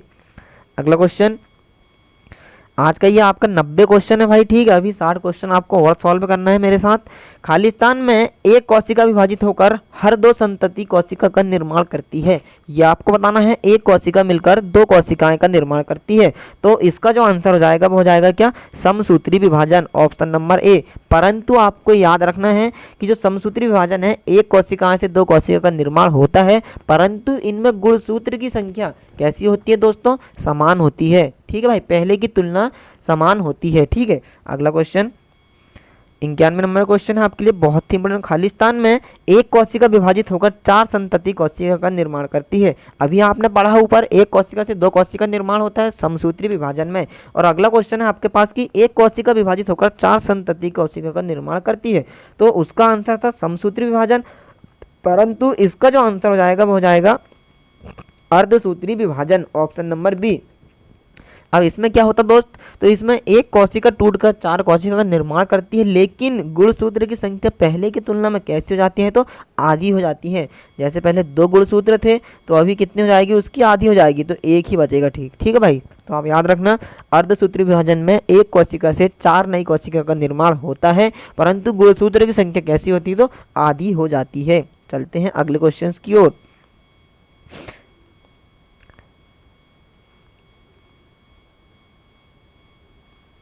क्वेश्चन है भाई आपके पास, खालिस्तान बनाने वाला कोशिका को छोड़कर हमारे शरीर में सभी कोशिका समसूत्री विभाजन करती है। ये आपको बताना दोस्त बहुत ही इंपॉर्टेंट क्वेश्चन है, कई बार एग्जाम में यह भी पूछा जा चुका है, ठीक है भाई। आपको कंफ्यूज बिल्कुल नहीं होना है। खालिस्तान बनाने वाला कोशिका को छोड़कर हमारे शरीर में सभी कोशिकाएं समसूत्री विभाजन करती है। जैसे कि मैं आपको बता देता हूँ, जो समसूत्री विभाजन है ये कायिक कोशिकाओं में होता है, और अर्धसूत्री विभाजन जो है वो कहाँ होता है? तो ये जनन कोशिकाओं में होता है, ठीक है भाई। हमारा जो पूरा शरीर है वो किससे मिलकर बना हुआ था? कायिक कोशिकाओं से मिलकर बना हुआ है। सिर्फ 1% ही भाग जनन कोशिका का मिलके बना है। जैसे कि फीमेल की बात करें तो उनमें अंडाणु जो है जनन कोशिका है, और मेल की बात करें तो शुक्राणु जो है वो जनन कोशिका है। तो भाई आपको बताना है कि खालिस्तान बनाने वाले कोशिका को छोड़कर हमारे शरीर में सभी कोशिकाएं समसूत्री कोशिका विभाजन करती है। तो इसका जो आंसर हो जाएगा शुक्राणु, अंडाणु, न्यूरॉन, ए और बी दोनों। तो आप जानते हैं दोस्त, समसूत्री विभाजन कहाँ होता है? कायिक कोशिका में, परंतु शुक्राणु और अंडाणु कैसा है? जनन कोशिका। तो इसका जो आंसर हो जाएगा option number D is the right answer, ठीक है। शुक्राणु और अंडाणु को छोड़कर सभी हमारे पूरे शरीर में क्या होता है? तो समसूत्री विभाजन होता है। अगला क्वेश्चन, एक कोशिका जिसमें गुणसूत्र की संख्या 2n है, समसूत्री विभाजन के बाद गुणसूत्र की संख्या क्या हो जाएगी? ये आपको बताना है, बहुत ही इंपॉर्टेंट क्वेश्चन है, कई बार एग्जाम में पूछा जाने वाला है दोस्त। तो क्या है क्वेश्चन? एक कोशिका जिसमें गुणसूत्र की संख्या 2n है, समसूत्री विभाजन के बाद गुणसूत्र की संख्या क्या रह जाएगी? ये आपको बताना। मैंने आपको बताया था पिछला क्वेश्चन में कि जो समसूत्री विभाजन है इसमें गुणसूत्र की संख्या कैसी होती है दोस्त? तो ये समान होती है। तो इसका आंसर क्या हो जाएगा? 2n है, तो आंसर क्या हो जाएगा? 2n ही रहेगी। कोई दिक्कत की बात है क्या? बताइए भाई, बिल्कुल भी कोई बुराई इसमें नहीं है। अगला क्वेश्चन, मानव के लिए खालिस्तान में 46 गुणसूत्र होते हैं। ये आपको बताना है, बहुत ही इंपॉर्टेंट क्वेश्चन है दोस्त, कई बार एग्जाम में पूछा जा चुका है। तो मानव के लिए खालिस्तान में 46 गुणसूत्र होते हैं। शुक्राणु में 46 गुणसूत्र बिल्कुल नहीं होते, अंडाणु में भी बिल्कुल नहीं होते। तो होते हैं किसमें मेरे भाई? जब मान लो जब एक पीढ़ी से दूसरी पीढ़ी बनती है, जब निषेचन की क्रिया चलती है तो एक तरफ होता है फीमेल और मेल, ठीक है भाई, दोनों में 46 गुणसूत्र होते हैं। तो यहाँ कौन सा अर्धसूत्री विभाजन होगा, तो इधर से निकल के आएगा 23 और इधर से आएंगे 23, तो यहाँ भी 46 गुणसूत्र होंगे। परंतु जो शुक्राणु और अंडाणु का जो मिलन है वो क्या कहलाता है, युग्मनज कहलाता है, जाइगोट कहलाता है। तो हम कह सकते हैं मानव के लिए युग्मनज में 46 गुणसूत्र होते हैं। तो इसका जो आंसर होने वाला है दोस्त वो क्या हो जाएगा, option number C is the right answer. आपको ध्यान रखना है भाई, बिल्कुल आपको पढ़ाया जा रहा है, आप कॉन्सेप्ट से ही पढ़ेंगे तो ही आप ऐसे क्वेश्चन को सॉल्व कर सकते हैं, अन्यथा आप इसमें कंफ्यूज हो जाओगे। ठीक है भाई, तो आंसर हो जाएगा युग्मनज। अगला क्वेश्चन, निम्न में से कौन समसूत्री विभाजन का एक चरण नहीं है, ये आपको बताना है दोस्त। बहुत ही इंपॉर्टेंट क्वेश्चन होने वाला है। समसूत्री विभाजन के बारे में आप जानते हैं, ये जो समसूत्री विभाजन है ये 5 अवस्था में पूर्ण होता है, इंटरफेज, प्रोफेज, मेटाफेज, एनाफेज और टेलोफेज। तो इन पांचों अवस्था में 4 ऑप्शन आपके पास है, कौन सी अवस्था है जो समसूत्री विभाजन में नहीं होती है, तो आपका आंसर हो जाएगा option number D is the right answer. Diplotene जो है समसूत्री विभाजन का चरण बिल्कुल भी नहीं है। ठीक है भाई, आपको याद रखना है ये जो मेटाफेज अवस्था है ये मध्य की अवस्था होती है, एनाफेज अवस्था सबसे छोटी अवस्था होती है जहां गुणसूत्रों की संख्या डबल हो जाती है। प्रोफेज आपको याद रखना है यहाँ केंद्रक का विभाजन होता है। ठीक है भाई, ये अध्ययन के लिए बहुत अच्छी, अध्ययन की सुविधा के लिए सबसे अच्छी जो अवस्था माना जाता है वो मेटाफेज को माना जाता है। ठीक है, अगला और जो ऑप्शन है डिप्लोटिन, ये जो है समसूत्री विभाजन का हिस्सा नहीं है, तो आंसर हो जाएगा ऑप्शन नंबर डी। अगला क्वेश्चन, खालिस्तान समसूत्री विभाजन, खालिस्तान समसूत्री कोशिका विभाजन का अंतिम चरण होता है। जैसे मैंने अभी आपको बताया अंतिम चरण जो होता है वो टेलोफेज होता है। क्या होता है, टेलोफेज। आंसर हो जाएगा ऑप्शन नंबर डी। इसमें क्या होता है भाई, केंद्रक झिल्ली में जो क्या कह सकते हैं हम, जो कोशिका होती है, तो जब केंद्रक का विभाजन होता है तो वहाँ पे केंद्रक की जो झिल्ली है वो गायब हो जाती है। परंतु टेलोफेज अवस्था में क्या होता है, तो वो केंद्रक की झिल्ली पुनः वापस आने लगती है। ठीक है, और अंतिम अवस्था कौन सी होती है, टेलोफेज। इसका आंसर हो जाएगा ऑप्शन नंबर डी। अगला क्वेश्चन, कोशिका के समसूत्री विभाजन में केंद्रक झिल्ली और कोशिकांग गायब हो जाते हैं। अभी मैंने आपको बताया कोशिकांग गायब हो जाते हैं। ठीक है भाई, तो जो जहाँ पे केंद्रक का विभाजन होता है उसी अवस्था में क्या होता है, केंद्रक झिल्ली गायब हो जाती है। तो केंद्रक का विभाजन कहाँ होता है, तो प्रोफेज अवस्था में। तो इसका जो आंसर होने वाला है वो क्या हो जाएगा, option number A is the right answer. क्या जाएगा, ऑप्शन नंबर ए, प्रोफेज अवस्था में केंद्रक झिल्ली गायब हो जाती है। बहुत ही इंपॉर्टेंट क्वेश्चन है, कई बार एग्जाम में पूछे जाने वाला प्रश्न है। अगला क्वेश्चन, समसूत्री विभाजन के किस चरण में गुणसूत्र मध्य रेखा पर स्थित होते हैं। जैसे मैंने आपको बताया मेटाफेज अवस्था जो है वो मध्य की अवस्था होती है, तो आंसर हो जाएगा इसका क्या, ऑप्शन नंबर बी, मेटाफेज। अगला क्वेश्चन, समसूत्री विभाजन के किस चरण में गुणसूत्र की संख्या 2 गुनी हो जाती है। मैंने आपको बताया था 2 गुनी किसमें होती है भाई, आंसर हो जाएगा एक ऑप्शन नंबर सी, एनाफेज अवस्था में गुणसूत्र की संख्या 2 गुनी हो जाती है। और इसमें जो है गुणसूत्र मतलब कोशिका के सभी विभाजन के समय जब कोशिका विभाजन होता है तो जो विभाजन होता है तो कोशिका के सभी अंग कैसे होते हैं, अपने ध्रुव की ओर आकर्षित हो जाते हैं, इसीलिए वहाँ गुणसूत्र की संख्या 2 गुनी हो जाती है। अगला क्वेश्चन, कोशिका के समसूत्री विभाजन में केंद्रक झिल्ली और कोशिकांग पुनः प्रकट हो जाते हैं। इसका आंसर हो जाएगा आपका option number telophase. Option number D is the right answer, telophase. अगला क्वेश्चन, खालिस्तान के बाद गुणसूत्र की संख्या आधी हो जाती है। ये आपको बताना है, खालिस्तान के बाद गुणसूत्र की संख्या आधी हो जाती है। मैंने आपको बताया था अर्धसूत्री विभाजन में गुणसूत्र की संख्या आधी हो जाती है, तो आंसर हो जाएगा अर्धसूत्री विभाजन 1, 2 नहीं होगा, 1 होगा। अगला क्वेश्चन, खालिस्तान कभी विभाजित नहीं होती है। ये आपको बताना है, मैंने आपको बताया तंत्रिका कोशिका सबसे कम विभाजित होती है, तो इसका जो आंसर होने वाला है वो क्या हो जाएगा, option number A is the right answer. क्या हो जाएगा, ऑप्शन नंबर ए, क्या हो जाएगा, तंत्रिका कोशिका कभी विभाजित नहीं होती है। इसलिए तो आपको जब सर में कभी चोट लग जाती है तो आप ठीक नहीं हो पाते हैं। अगला क्वेश्चन, खालिस्तान के पास अपना राइबोसोम और डीएनए उपस्थित होता है। आंसर हो जाएगा इसका माइटोकॉन्ड्रिया, ऑप्शन नंबर ए। बहुत ही इंपॉर्टेंट क्वेश्चन है भाई ये भी। चलते हैं अगले क्वेश्चन की ओर।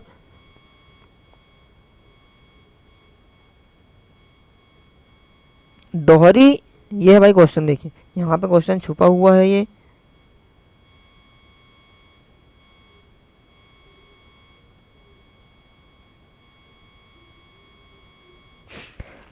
क्वेश्चन है आपके पास, दोहरी झिल्ली युक्त कोशिकांग है, ये आपको बताना है भाई। ठीक है, ये जो कोशिका होती है, कोशिका के अंदर सभी अंग पाए जाते हैं, माइटोकॉन्ड्रिया, गोल्गी कोश, सेंट्रोसोम, हरित लवक और न्यूक्लियस। ठीक है भाई, ये सभी अंग। तो आपको बताना है जो कौन सा अंग है जिसमें दोहरी झिल्ली पाई जाती है, एक झिल्ली बाहर एक झिल्ली अंदर। तो आपके पास ऑप्शन है राइबोसोम, गोल्गी कोश, अंतःप्रदप जालिका और माइटोकॉन्ड्रिया। तो इसका जो आंसर हो जाएगा ऑप्शन नंबर डी, माइटोकॉन्ड्रिया। ठीक है भाई, मैं आपको जानकारी के लिए बता देता हूँ फिर भी, ये जो माइटोकॉन्ड्रिया केंद्रक और एक हो जाएगा आपका कौन सा, हरित लवक। ठीक है भाई, एक हो जाएगा माइटोकॉन्ड्रिया, केंद्रक मतलब न्यूक्लियस और लवक मतलब एल। तो इन तीनों में जो है दोहरी झिल्ली पाई जाती है, परंतु राइबोसोम में कोई किसी प्रकार की झिल्ली नहीं पाई जाती। ये बात आपको याद रखना है, बाकी जितने अंग हैं उनमें सब एक एक झिल्ली पाई जाती है। ठीक है भाई, अभी हाल ही में पूछा हुआ प्रश्न है, माइटोकॉन्ड्रिया में कितने आवरण पाए जाते हैं, क्वेश्चन अभी पूछा था, तो आंसर जाता है उसका 2। ठीक है भाई, और मैं आपको बता देता हूँ हमारा एक और ऑफिशियल चैनल है, यूट्यूब चैनल तपोवन एकेडमी। ठीक है भाई, इसमें जो है आपको पटवारी परीक्षा के लिए बैक टू बैक साइंस की श्रृंखला देखने को मिलेगी, साइंस, हिंदी और आपको जो भी है मतलब मैनेजमेंट और इंग्लिश के सभी प्रश्न उत्तर की श्रृंखला हमारे official channel YouTube channel Tapovan academy पर चलाई जा रही है। तो यदि अभी तक आप हमारे तपोवन एकेडमी चैनल से नहीं जुड़े हो तो आप यूट्यूब पर सर्च करिए तपोवन एकेडमी और आप वहां से हमारे चैनल को सब्सक्राइब कर लीजिए और हमारे साथ जुड़ जाइए। आपको वहां से कंटिन्यू और सभी सब्जेक्ट के प्रश्न उत्तरों की श्रृंखला चलाई जा रही है, जो कि बहुत ही इंपॉर्टेंट होने वाली है। ठीक है भाई, तो मैं लेके चलता हूँ आपको अगले क्वेश्चन की ओर। झिल्ली रहित कोशिकांग है, ये आपको बताना है भाई। झिल्ली रहित कोशिकांग है, जैसे मैंने अभी आपको बताया, झिल्ली रहित मतलब उसमें कोशिका तो है, अंग भी है, पर उसमें किसी प्रकार की झिल्ली उपस्थित नहीं है। तो इसका जो आंसर आएगा वो क्या हो जाएगा, option number D is the right answer. Ribosome एक मात्र ऐसा अंग जिसमें कोशिका झिल्ली उपस्थित नहीं है। अगला क्वेश्चन, खालिस्तान में सभी झिल्ली युक्त कोशिकांग अनुपस्थित होते हैं, ये आपको बताना है। खालिस्तान में सभी झिल्ली युक्त कोशिकांग अनुपस्थित होते हैं। तो इसका जो आंसर होने वाला है दोस्त वो क्या हो जाएगा, इनमें से सभी, ऑप्शन नंबर डी क्या हो जाएगा, ऑप्शन नंबर डी। अगला क्वेश्चन है आपके पास, मानव कोशिका के संदर्भ में सही कथन चुनिए, ये आपको बताना है। मानव कोशिका के संदर्भ में सही कथन चुनिए। देखिए भाई, सबसे लंबी कोशिका तंत्रिका तंत्र इज द राइट आंसर। सबसे छोटी कोशिका शुक्राणु, ये भी सही है। सबसे बड़ी कोशिका मादा अंडा, ये भी सही है। तो इसका जो आंसर होने वाला है वो क्या हो जाएगा, option number D is the right answer, इनमें से सभी। अगला क्वेश्चन है आपके पास, सबसे बड़ी कोशिका होती है, ये मैंने आपको बताया था पीछे अभी, सबसे बड़ी कोशिका होती है। इसका जो आंसर होने वाला है वो हो जाएगा ऑप्शन नंबर बी, शुतुरमुर्ग का अंडा। अगला क्वेश्चन, सबसे छोटी कोशिका होती है, बहुत ही इंपॉर्टेंट क्वेश्चन है, कई बार यह भी एग्जाम में पूछा जा चुका है। सबसे छोटी कोशिका होती है, तो इसका जो आंसर होने वाला है दोस्त वो क्या हो जाएगा आपका, ऑप्शन नंबर बी। आपको मैंने बता चुका हूँ, माइकोप्लाज्मा सबसे छोटी कोशिका होती है जिसमें केंद्रक का अभाव है। अगला क्वेश्चन बहुत ही इंपॉर्टेंट क्वेश्चन है, कई बार यह भी एग्जाम में पूछा जा चुका है। एक तंत्रिका कोशिका की लंबाई खालिस्तान तक हो सकती है, तो इसका जो आंसर हो जाएगा आपका option number A is the right answer, 1 metre. अगला क्वेश्चन, खालिस्तान को कोशिका विज्ञान का क्लासिकल काल कहा जाता है। ठीक है भाई, ये आपको बताना है कि कौन सी सदी है जिसको हम कोशिका का क्लासिकल काल कहते हैं। तो 19वीं सदी, इसका आंसर हो जाएगा ऑप्शन नंबर डी। अगला क्वेश्चन, लवक की खोज किस वैज्ञानिक ने किया है, ये आपको बताना है। लवक की खोज किस वैज्ञानिक ने किया है, आंसर हो जाएगा हीकल। अगला क्वेश्चन, केंद्रक में केंद्रिका की खोज किसने की है, ये आपको बताना है। कोशिका के अंदर केंद्रक होता है, ठीक है भाई, केंद्रक के अंदर ये हो गई कोशिका, इसके अंदर होता है केंद्रक, फिर केंद्रक के अंदर होता है हमारा केंद्रिका। तो केंद्रक के अंदर कोशिका की खोज किस वैज्ञानिक ने किया है, तो इसका जो आंसर होने वाला है वो हो जाएगा option number A is the right answer, क्या हो जाएगा, फोटाना। अगला क्वेश्चन, कुत्ते में गुणसूत्र की संख्या होती है, यह आपको बताना है। कुत्तों में गुणसूत्र की संख्या होती है, आंसर हो जाएगा ऑप्शन नंबर बी, 78। अगला क्वेश्चन, आलुओं में गुणसूत्र की संख्या होती है, आलू में गुणसूत्र की संख्या 48, आंसर हो जाएगा ऑप्शन नंबर सी। अगला क्वेश्चन, भारतीय कोशिका विज्ञान के जनक कहे जाते हैं, बहुत ही इंपॉर्टेंट क्वेश्चन है दोस्त, कई बार एग्जाम में पूछा जा चुका है। आप कंफ्यूज हो रहे होंगे, कोशिका के जनक किसे कहा जाता है, तो रॉबर्ट हुक को, परंतु भारतीय कोशिका विज्ञान के जनक किसे कहा जाता है? तो इसका जो आंसर हो जाएगा वो हो जाएगा आपका अरुण कुमार। क्या हो जाएगा? अरुण कुमार को भारतीय कोशिका के जनक के रूप में जाना जाता है। अगला क्वेश्चन, नाभिक के अलावा कोशिका के किस कोशिकांग में डीएनए उपस्थित होता है? तो आपको पता है भाई, जो नाभिक के अलावा डीएनए उपस्थित होता है वो कहाँ होता है? माइटोकॉन्ड्रिया में होता है। कहाँ होता है? माइटोकॉन्ड्रिया में। नाभिक के अलावा डीएनए कहाँ कहाँ उपस्थित होता है? तो माइटोकॉन्ड्रिया और एक लवक। तो अभी आपके पास ऑप्शन के हिसाब से देखते हैं अपन क्या ऑप्शन होने वाला है इसका।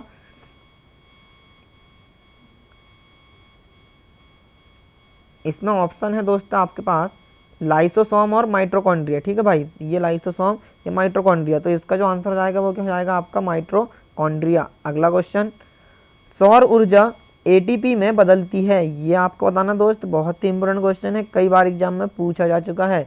अगर पूछता कि रासायनिक ऊर्जा एटीपी में बदलती है तो आपका आंसर माइटोकॉन्ड्रिया आता, परंतु सौर ऊर्जा एटीपी में बदलती है।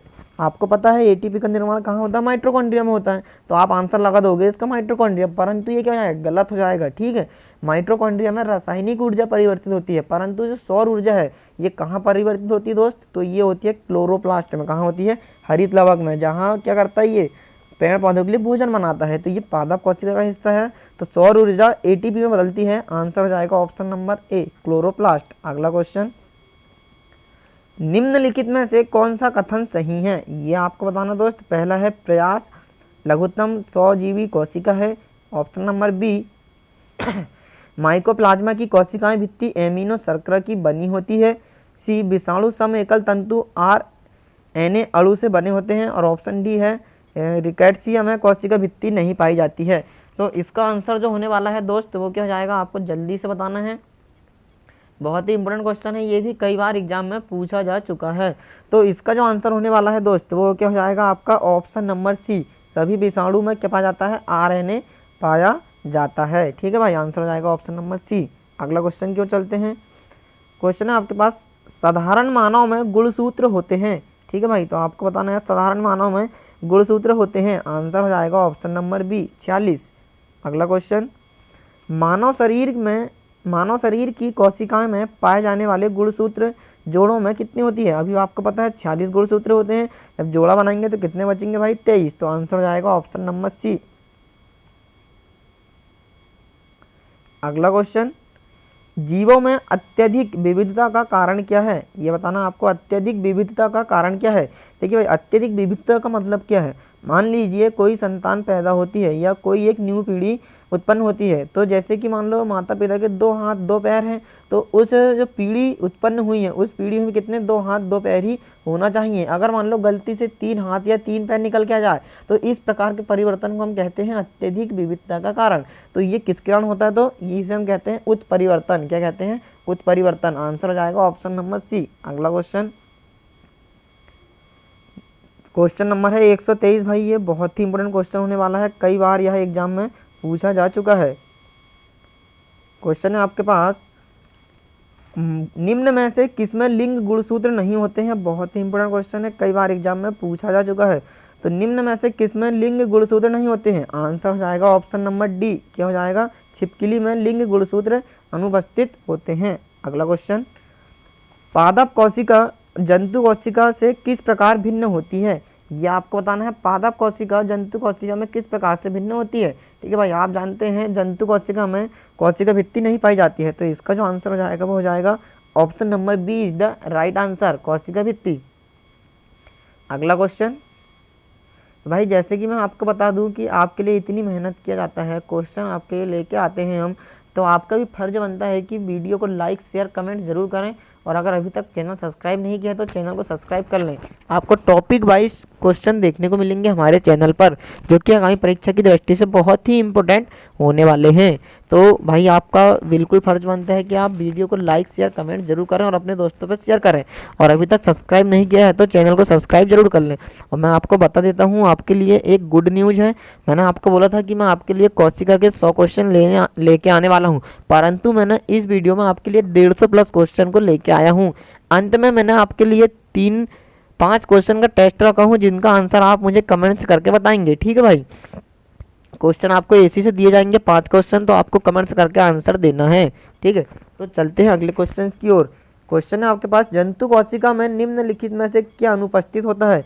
तो इसका जो आंसर हो जाएगा, सेल्यूलोज की कोशिका भित्ति जंतु में नहीं पाई जाती। ठीक है, ये पेड़ पौधों में पाई जाती है। अगला क्वेश्चन, जैव कोशिका का कौन सा भाग पावर हाउस कहलाता है? ठीक है भाई, आप जानते हैं माइटोकॉन्ड्रिया को हम क्या कहते हैं? पावर हाउस, क्योंकि ये ऊर्जा बना के देता है। अगला क्वेश्चन, निम्न में से किस कोशिकांग को कोशिका का पावर हाउस कहते हैं? रिपीटेड क्वेश्चन है, आंसर हो जाएगा option number B is the right answer, mitochondria. अगला क्वेश्चन, कोशिका का शक्ति स्रोत होता है? शक्ति स्रोत मतलब कोशिका जहाँ ऊर्जा का निर्माण होता है उस शक्ति ग्रह कहते हैं, तो आंसर हो जाएगा option number B is the right answer. तो चलते हैं दोस्तों आज के अगले क्वेश्चन की ओर। ये रहा आज का अगला क्वेश्चन, प्लाज्मा झिल्ली क्या होती है? ये आपको बताना है, प्लाज्मा झिल्ली क्या होती है? प्लाज्मा झिल्ली क्या होती है? तो आपको पता है प्लाज्मा झिल्ली प्रोटीन, लिपिड और कार्बोहाइड्रेट तीनों से मिलकर बनी होती है। तो अभी ऑप्शन के हिसाब से हम लगाएंगे ए और बी दोनों। ठीक है भाई, क्या होती है? प्रोटीन से और लिपिड से बनी हुई होती है। अगला क्वेश्चन, प्रोटीन संश्लेषण में निम्न कोशिकांगों में से किसकी भूमिका सबसे अधिक होती है? ये आपको बताना है, प्रोटीन संश्लेषण में किसकी भूमिका सर्वाधिक होती है? ठीक है भाई, ऑप्शन है माइटोकॉन्ड्रिया और सेंट्रोसोम, अंतः प्रदप्त जालिका और ribosome is the right answer हो जाएगा आपका ऑप्शन नंबर बी। क्या हो जाएगा? अंतः प्रदप्त जालिका और राइबोसोम्स। ठीक है भाई, क्यों? क्योंकि अंतः प्रदप्त जालिका के अंदर राइबोसोम उपस्थित होता है और ये प्रोटीन का निर्माण करता है। आपको पता है 20 अलग अलग एमिनो अम्ल से मिलकर एक प्रोटीन का निर्माण यह करता है। ठीक है, अब चलते हैं अगले क्वेश्चन की ओर। क्वेश्चन है आपके पास, मानव शरीर के किस अंग में लसिका कोशिकाएं बनती है? आंसर हो जाएगा ऑप्शन नंबर डी, तिल्ली। अगला क्वेश्चन, स्तंभ कोशिका अनुसंधान के क्षेत्र में नवीनतम विकास के संदर्भ में निम्नलिखित कथनों पर विचार करें। ठीक है भाई, आपको विचार करना है और इसका आंसर आपको बताना है। ठीक है, आपके पास 4 ऑप्शन दिए गए हैं, आपको विचार करके इसका आंसर बताना। क्वेश्चन एक बार मैं फिर से बता देता हूं आपको, स्तंभ कोशिका अनुसंधान के क्षेत्र में नवीनतम विकास के संदर्भ में निम्नलिखित कथनों पर विचार कीजिए। तो इसका जो आंसर होने वाला है दोस्त वो क्या हो जाएगा आपका? Option number D is the right answer. क्या हो जाएगा? 3 और 4 क्या हो जाएगा भाई इसका answer? Option number D is the right answer. आप पढ़ लेंगे 3 और 4 में क्या दिया है। देखो 3 में क्या, स्तंभ कोशिकाएं वस्तुतः अनंत काल तक स्वयं ही पास सजीवित हो सकती है और भारतीय अनुसंधान केंद्र ने कुछ कोशिका रेखाओं का भी सृजन किया है जिन्हें कई प्रकार के ऊतकों में विकसित किया जाता है। अगला क्वेश्चन की ओर चलते हैं। क्वेश्चन थोड़ा बड़ा है दोस्त, तो आप थोड़ा मैनेज कर रहे होंगे। क्वेश्चन है आपके पास, निम्नलिखित में से कौन सा कथन प्राणियों में स्तंभ कोशिका के प्रत्यारोपण के संदर्भ में असत्य है? ये आपको बताना है। ठीक है भाई, तो इसका जो आंसर हो जाएगा दोस्त वो क्या हो जाएगा? Option number D is the right answer. क्या हो जाएगा? Option number D. ये केवल भ्रूण में पाई जाती है, ये बिल्कुल भी नहीं है, ये पूरे हमारे शरीर में पाई जाती है। अगला क्वेश्चन, प्रकमित कोशिकाएं मृत्यु के कोशिकाओं और आणविक नियंत्रण को कहते हैं। इसका जो आंसर हो जाएगा वो जाएगा ऑप्शन नंबर ए। क्या कहते हैं अपन? एमेप्टोसिस। क्या कहते हैं? एमेप्टोसिस। क्या कहते हैं भाई? देखिए भाई, दोनों क्वेश्चन को आप ध्यान रख रहे होंगे, मैं आपको भी बता देता हूँ इसकी जानकारी। इसका आंसर आएगा एमेप्टोसिस। देखिए क्वेश्चन पूछ रहा है कि प्रकमित कोशिका मृत्यु के कोशिकीय और आणविक नियंत्रण को कहते हैं, लेकिन अगर वो पूछता है कि मृत कोशिका को किस नाम से जाना जाता है, तो जो मृत कोशिका होती है उसे किस नाम से जाना जाता है? नेक्रोसिस के नाम से जाना जाता है, परंतु ऐसा उसने नहीं पूछा है। ठीक है, तो इसका भी आंसर क्या जाएगा? ऑप्शन नंबर ए। अगला क्वेश्चन, हमारे तंत्र में अधिकतम एटीपी अणु को उत्पन्न करने वाला पद है। ये आपको बताना है कौन सा पद है दोस्तों। तो आप जानते हैं माइटोकॉन्ड्रिया के अंदर क्रेब्स चक्र चलता है, उसके दौरान ही एटीपी का निर्माण होता है। तो इसका आंसर हो जाएगा option number B is the right answer, Krebs चक्र। अगला क्वेश्चन है, निम्नलिखित में से किसकी कोशिका में कोई एंजाइम नहीं होता है? ये आपको बताना है दोस्त। निम्नलिखित में से किसकी कोशिका में कोई एंजाइम नहीं होता है? लाइकेन, विषाणु, जीवाणु और शैवाल। तो इसका जो आंसर हो जाएगा वो हो जाएगा option number B is the right answer. क्या हो जाएगा? विषाणु। ठीक है भाई, क्या हो जाएगा? विषाणु, क्योंकि भाई जो विषाणु है यह कोशिका सिद्धांत का पालन बिल्कुल भी नहीं करता है। कोशिका सिद्धांत मतलब सभी कोशिका से मिलकर ऊतक बनते हैं, ऊतक से मिलकर अंग, अंग से मिलकर बॉडी, अंग से मिलकर बॉडी बनती है। ठीक है भाई, ये जो है कोशिका सिद्धांत का पालन नहीं करता है और कोशिका में कोई एंजाइम भी नहीं होता है। अगला क्वेश्चन, कोशिका का शक्ति स्रोत होता है, ये आपको बताना है। इसका आंसर हो जाएगा ऑप्शन नंबर बी, माइटोकॉन्ड्रिया। अगला क्वेश्चन, डीएनए की खोज किसने किया है, ये आपको बताना है। डीएनए की खोज किस वैज्ञानिक ने किया है, तो आपका जो आंसर होने वाला है वो क्या हो जाएगा, जेम्स वाटसन एवं फ्रांसिस क्रिक ने। ठीक है भाई, हालांकि इसने दिया है द्वि मॉडल कुंडलित की रचना दिया है, परंतु ऑप्शन में हमारे पास कॉल्सबर्ग नहीं है, तो हम क्या लगाएंगे, option number A is the right answer. क्या हो जाएगा, वाटसन एवं क्रिक ने। चलते हैं अगले क्वेश्चन की ओर। ठीक है भाई, क्या हो जाएगा इसका आंसर, ऑप्शन नंबर ए। अगला क्वेश्चन, संवहनी वैस्कुलर पौधों में पानी ऊपर किस में जाता है, ये आपको बताना है। बहुत ही इंपॉर्टेंट क्वेश्चन है, कई बार एग्जाम में पूछा जा चुका है। तो इसका जो आंसर होने वाला है दोस्त वो क्या हो जाएगा, जाइलम टिश्यू के थ्रू ही पानी कहाँ जाता है, ऊपर जाता है। अगला क्वेश्चन, पुरुष जीन संगठन होता है, ये बताना आपको। पुरुष में जीन संगठन होता है। ठीक है भाई, जैसे कि आप जानते हैं मेल और फीमेल। ठीक है भाई, इन्हों में मेल फीमेल में XX, ठीक, और मेल में क्या होता है XY। तो इसका जो राइट आंसर होने वाला है वो क्या हो जाएगा, option number B is the right answer. अगला क्वेश्चन, प्रयोगशाला में सर्वप्रथम डीएनए का संश्लेषण किया था, किस वैज्ञानिक ने प्रयोगशाला में सर्वप्रथम डीएनए का संश्लेषण किया है, तो आंसर हो जाएगा आपका ऑप्शन नंबर बी, खुराना ने सर्वप्रथम कृत्रिम प्रयोगशाला में डीएनए का संश्लेषण किया है। अगला क्वेश्चन, तना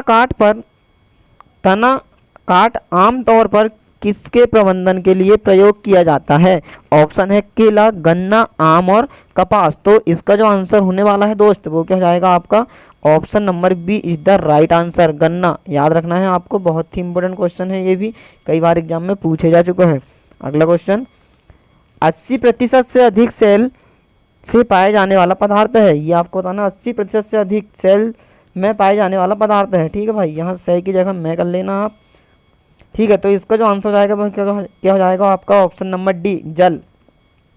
अगला क्वेश्चन, मानव की पहचान को सुनिश्चित करने के लिए जैव प्रौद्योगिकी आधारित अत्याधुनिक तकनीक को काम में लाया जाता है, तो आपको पता है सुनिश्चित करने के लिए डीएनए फिंगरप्रिंट का काम में लाया जाता है। तो आंसर आएगा option number C is the right answer. तो चलते हैं दोस्तों आज का अगला क्वेश्चन की ओर, जो कि अति महत्वपूर्ण होने वाला है। ये क्वेश्चन कई बार एग्जाम में यह भी पूछा जा चुका है। ठीक है भाई, क्वेश्चन है आपके पास, अगर आप किसी भी एग्जाम की तैयारी कर रहे हो तो आपके लिए ये जो वीडियो है बहुत ही इंपॉर्टेंट होने वाला है, बहुत ही आपके लिए यूज़फुल होने वाला है। तो आप बिना स्किप किए वीडियो को पूरा अध्ययन करेंगे मेरे साथ, आपको गारंटी है कि कोशिका से क्वेश्चन बिल्कुल भी बाहर से नहीं आएगा। बहुत ही इंपॉर्टेंट टॉपिक ये होने वाला है। तो दोस्त ये था हमारा आज का 145 नंबर क्वेश्चन।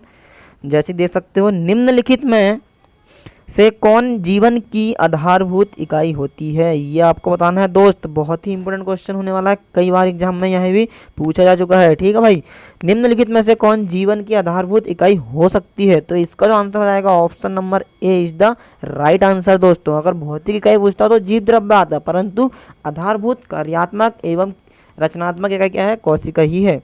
अगला क्वेश्चन है आपके पास, जंतु एवं पादपों में नई कोशिका का निर्माण होता है, ये आपको बताना। बहुत ही इंपॉर्टेंट क्वेश्चन दोस्त, कई बार एग्जाम में पूछा जा चुका है। पुरानी कोशिकाओं के पुनरुत्पादन से, अजैविक पदार्थों से, जीवाणु के किण्वन से और पूर्व स्थित कोशिकाओं के विभाजन से। जैसे कि हमारे साहब है कौन, रुडोल्फ विर्चाउ, उन्होंने क्या बताया है कि शरीर में पूर्व स्थित कोशिकाओं के विभाजन से नई कोशिका का निर्माण होता है। तो उनके अनुसार इसका जो आंसर होने वाला है वो क्या हो जाएगा आपका, option number D is the right answer, पूर्व स्थित कोशिकाओं के विभाजन से। तो ले चलता हूं दोस्तों आज के अगले क्वेश्चंस की ओर। जैसे कि आप देख पा रहे होंगे, आपका क्वेश्चन है, झिल्ली रहित अंगक राइबोसोम मिलते हैं, ये आपको बताना है। झिल्ली रहित अंगक राइबोसोम मिलते हैं, झिल्ली रहित का मतलब क्या है मेरे भाई, क्या आप जानते हो? झिल्ली रहित का मतलब है कि राइबोसोम तो मिलते हैं परंतु उसमें किसी प्रकार की कोई झिल्ली उपस्थित नहीं होती है। मैंने आपको बताया था राइबोसोम में झिल्ली अनुपस्थित होती है, पादपों में भी अनुपस्थित होती है, यूकेरियोटिक कोशिकाओं में अनुपस्थित होती है, प्रोकैरियोटिक कोशिकाओं में भी अनुपस्थित होती है। तो इसका जो आंसर होने वाला है वो क्या जाएगा, option number C is the right answer. Option number C, दोनों कोशिकाओं में राइबोसोम झिल्ली रहित कोशिका होता है। अगला क्वेश्चन, तो ये था दोस्तों आज का आपके लिए अगला क्वेश्चन, पौधों में प्रकाश संश्लेषण के लिए आवश्यक प्रकाशीय ऊर्जा को किस लवक द्वारा संचित किया जाता है? तो आप जानते हैं दोस्त, मैंने आपको बताया था जो लवक होता है उसका पहला भाग हरित लवक, हरित लवक में क्या होता है, प्रकाश संश्लेषण क्रिया होती है प्रकाश की ऊर्जा से। तो इसका जो आंसर होने वाला है वो क्या हो जाएगा आपका, option number B is the right answer. चलते हैं अगले क्वेश्चन की ओर। क्वेश्चन है आपके पास, मानव शरीर के किस कोशिकांग में प्रोटीन का संश्लेषण होता है? ये भी आप जानते हो दोस्त, प्रोटीन का संश्लेषण कहाँ होता है, तो वो जो होता है राइबोसोम में होता है। तो इसका जो आंसर हो जाएगा वो क्या हो जाएगा, option number B is the right answer. अगला क्वेश्चन, जैव कोशिका में निम्न में से अनुपस्थित होता है। जैव मतलब जंतु कोशिका की बात कर रहा हूँ भाई, ठीक है। तो क्या अनुपस्थित होता है आप जानते ही हैं, जो सेल्यूलोज की कोशिका भित्ति हमारे अंदर होती है, बिल्कुल भी नहीं होती है। हम जो है सेल्यूलोज का पाचन बिल्कुल नहीं कर सकते हैं। तो आंसर हो जाएगा इसका option number A is the right answer. तो दोस्तों ये था आपका आज का सेकेंड लास्ट क्वेश्चन, जो कि आपको इसका आंसर देना ही है। बहुत ही इंपॉर्टेंट क्वेश्चन है, कई बार एग्जाम में यह भी पूछा जा चुका है। जैसे कि मैंने आपसे वादा किया था कि भाई मैं आपके लिए कोशिका के 150 प्लस क्वेश्चन लेके आने वाला हूं, तो मैंने आपके सामने लेके आ चुका हूं 152 क्वेश्चन। तो ये है आज का हमारे क्लास का आज सेकेंड लास्ट क्वेश्चन, और बहुत ही इंपॉर्टेंट क्वेश्चन है दोस्तों। ये डीएनए की श्रृंखला बंधी होती है। मैंने आपको बताया था क्लास में कि जो डीएनए की श्रृंखला है वो किसके द्वारा बंधी होती है, तो हाइड्रोजन बंध के द्वारा वो है बंधी होती है, ठीक है दोस्त। तो इसका आंसर हो जाएगा ऑप्शन नंबर डी, ठीक है। एटीजीसी मैंने आपको याद बताया था, एटीजीसी, ए मतलब एडेनिन, टी मतलब थाइमिन, जी मतलब ग्वाइनिन और सी मतलब साइटोसिन। ये जो है कौन से बंध द्वारा बंधे होते हैं, तो हाइड्रोजन बंध द्वारा बंधे होते हैं। एटी में डबल बॉन्ड होता है और जीसी में कितने, ट्रिपल बॉन्ड होते हैं, ठीक है भाई। और अगर हम थाइमिन की जगह में यूरोसिल को जोड़ते क्या बन जाता है, आरएनए बन जाता है, ठीक है। ये बात आपको याद रखना है। तो ये था दोस्तों आज का अंतिम क्वेश्चन। जैसे कि आप देख सकते हो डीएनए एक बहुलक है, डीएनए एक बहुलक है, ये बताना है आपको। बहुत ही इंपॉर्टेंट क्वेश्चन है दोस्तों, ये भी कई बार एग्जाम में यह भी पूछे जाने वाला प्रश्न है, ठीक है। क्वेश्चन आप देख सकते हो, डीएनए एक बहुलक है। 4 ऑप्शन आपके पास इधर मिल सकते हैं आपको देखने के लिए, न्यूक्लियोटाइड्स का, न्यूक्लियोसाइड्स का, एमिनो अम्ल का, और इनमें से कोई नहीं, और 5वां ऑप्शन है उपरोक्त में से कोई नहीं। तो इसका जो आंसर होने दोस्त वो क्या है, डीएनए कैसा है, तो मैंने आपको बताया था न्यूक्लियोटाइड्स, क्या है, न्यूक्लियोटाइड्स का है ये, ठीक है। पॉलीन्यूक्लियोटाइड का बहुलक है कौन, डीएनए। तो इसका जो आंसर होने वाला है दोस्त वो हो जाएगा आपका option number A is the right answer. तो ये थे दोस्तों आज के हमारे 152 क्वेश्चन, जो कि आगामी परीक्षा की दृष्टि के हिसाब से बहुत ही इंपॉर्टेंट होने वाले हैं।